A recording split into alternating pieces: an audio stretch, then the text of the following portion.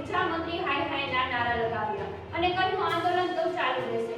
50 માર્ક્સવાળા વિદ્યાર્થીઓનો વારો આવ્યો, જેને 90 માર્ક્સવાળાઓનું આંદોલન કરવું પડે છે. લીંબડી અમદાવાદ હાઈવે પર ગંભીર અકસ્માત, બસ અને ટ્રક વચ્ચે જોરદાર ટક્કર થતા 2 વ્યક્તિના ઘટના સ્થળે જ મોત, 22 લોકો ઘાયલ. રાજકોટના શખ્સની ઘોડી પાસાની ક્લબ ઉપર એસએમસીના દરોડા, 2.70 લાખની રોકડ અને વાહનો મળી કુલ 20.41 લાખનો મુદ્દામાલ કબજે.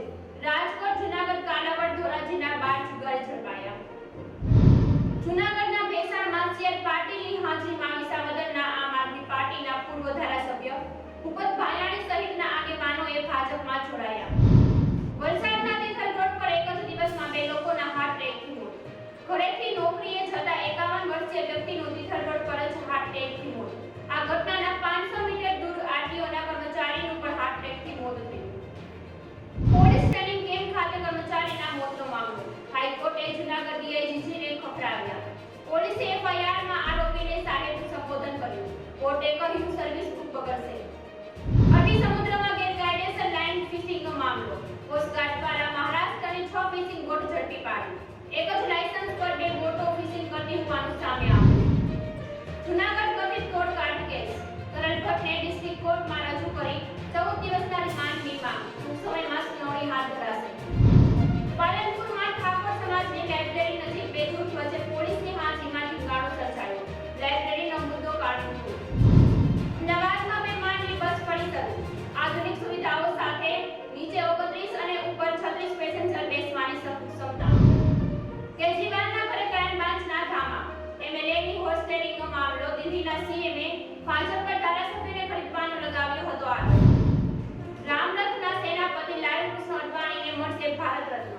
વડાપ્રધાન નરેન્દ્ર મોદીએ ટ્વીટ કરીને કહ્યું તેમનું યોગદાન અવિસ્મરણીય.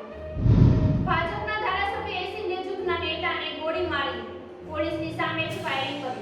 બંને જમીન વિવાદ ઉકેલવા પોલીસ સ્ટેશનમાં આવ્યા હતા.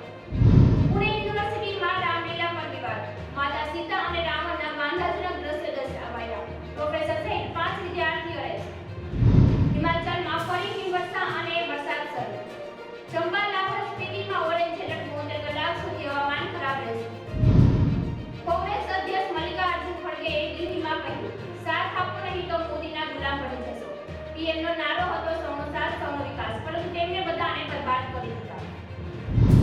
બિહારમાં વિભાગોનું વિભાજન, બીજેપી પાસે જેડીયુ કરતા વધુ ખાતા, નીતિશે ગૃહ ખાતું પોતાની પાસે રાખ્યું. તેજસ્વીના વિભાગો સમ્રાટ ચૌધરી અને વિજય સિન્હાને સોંપ્યા.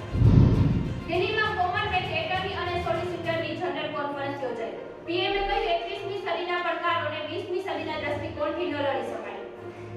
કેનેડામાં ભારતીય મૂળના 3 લોકોની ધરપકડ, 133 કરોડના ડ્રગ્સ સ્મગલિંગનો આરોપ. ત્રણેક પાસેથી 9 લાખ રોકડ અને 70 કિલો કોકેન અને 4 કિલો હેરોઇનનો જથ્થો મળી આવ્યો. અમેરિકાની ઇરાક સિરિયામાં મોડી રાતે એર સ્ટ્રાઇક, 85 ટાર્ગેટ